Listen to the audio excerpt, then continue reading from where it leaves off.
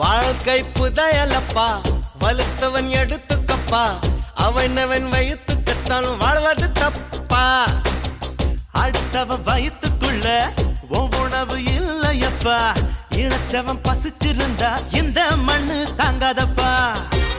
நீ வாதத்துக்க ரொம்ப கெட்டிக்காரன், அட வக்கீலுக்கு நீ சொந்தக்காரன். சொல்லும் வார்த்தையில் என்ன சொக்க வைக்கிற, இமயமலையில வந்து ஐஸ் விற்கிற. மச்சி மச்சி தலை சுத்தி சுத்தி ஒம்புத்தி கெட்டு போயாச்சு.